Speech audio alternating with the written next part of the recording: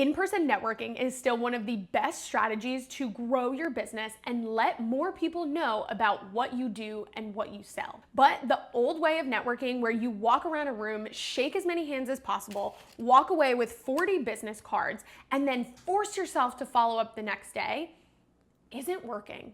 That takes a lot of energy, effort, and time without a consistent return on that time. Which is why today I want to show you how having a podcast is going to maximize your networking efforts. It's going to make it more likely that people respond to your follow-up emails, connect with you further, and eventually want to work with you.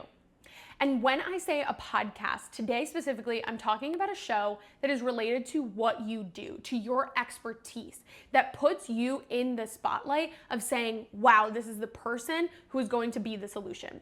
I am not talking about the show that you started with friends from high school or that you're interviewing local celebrities on about the hottest gossip. Those shows are amazing, but not necessarily to grow your business right now. So with that in mind, the first way that a podcast is going to be able to take your networking further is it's going to make that follow-up email after so much more valuable. I'm sure you've heard people say the fortune is in the follow-up. This is a really common phrase that's thrown around in the business space and in the sales space because it's commonly known that the first time you interact with someone is rarely the time where they actually purchase. So having follow-up, having time to build that relationship and that connection is crucial. But in normal networking settings, without a podcast in your back pocket, it looks like sending an email the next day saying, hey John, it was so great to connect with you last night. I would love to continue our conversation about XYZ. Do you have 15 minutes in your calendar next week for a coffee chat? And what likely happens is one of two things. One, you get ignored. John does not answer you. Or two, he does answer, but he lets you know that his schedule is a little tight and it's better if you circle back in a few weeks. And you do this over and over, and maybe you actually get through that full stack of business cards, but probably not. With a podcast, however, you're able to send an email that has value. You're able to say, hey John, it was amazing to talk to you last night about XYZ. I recently created a video about that exact topic that I think you would find really interesting. Hope you enjoy and hope it helps. That email lets you connect with that person a lot further. It shows that you really listen to them and that you want to provide value, not just demand time on their calendar. Plus, you're letting them know that you have that deep knowledge and that deep expertise without having to pitch yourself right away. Let's make this even more tangible. Let's say that you are an HR professional for small businesses and you walk into a networking event where someone is celebrating that they are growing their team. They're hiring faster than ever, and that is to them the biggest deal, which it is. So in that moment, at that networking event, you don't want to walk up to them and say, oh, you're about to run into big trouble, buddy.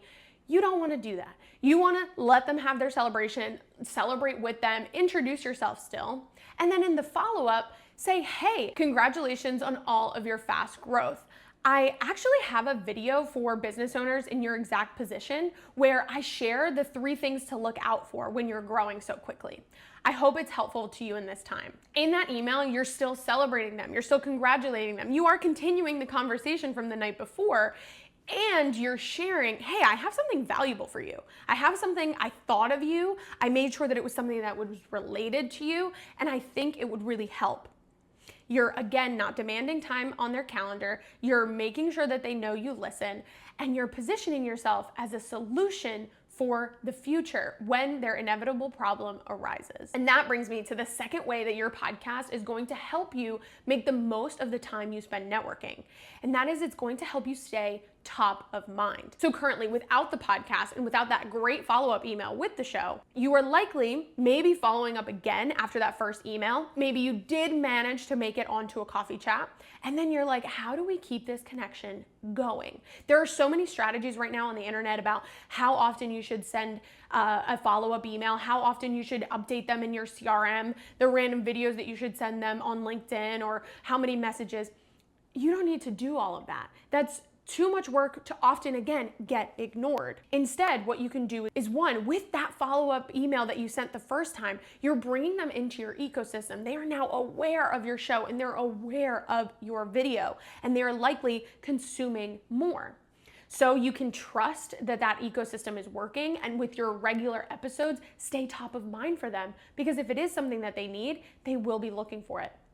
And two, it gives you a reason to follow up again. It gives you a reason to continue the conversation after, because you sent a video that was related to them in that first follow email. You're probably going to make more videos that are related to what they need in the future.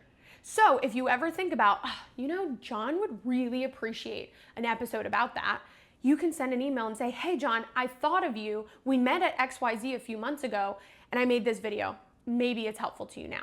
It gives you a reason to continue the conversation without always demanding those 15 minutes. Let's make this more tangible again. Let's say that you're a grant writer for nonprofits and you got invited to a gala, however you want to say it. And they are celebrating all of their milestones, their donations, all of the great things that they accomplished that year as a nonprofit. And there are other nonprofits there.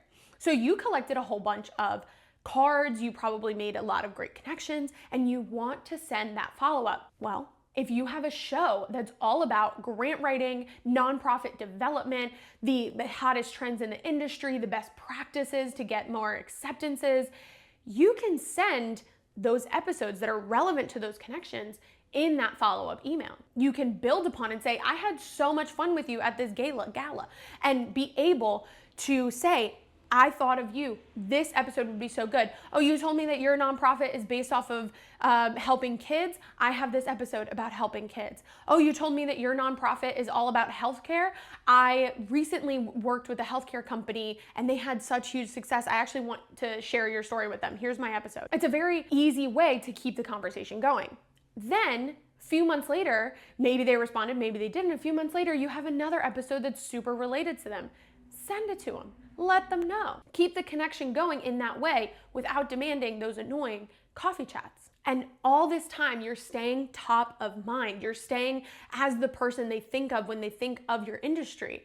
And that is going to make you so much more likely to be the person they call for that solution. This year, in-person networking, building that in-person connection, and then connecting it to your online marketing is a big key to driving growth in your business. And now you know how having a podcast is going to make that whole process more effective. That podcast is going to give you a reason to follow up, a way to give value off of that first interaction, and then keep yourself top of mind with subsequent connections and subsequent touch points. So if you're already doing in-person networking events this year and you don't have a podcast to help you supercharge those efforts, I want you to look into the Longform Lab.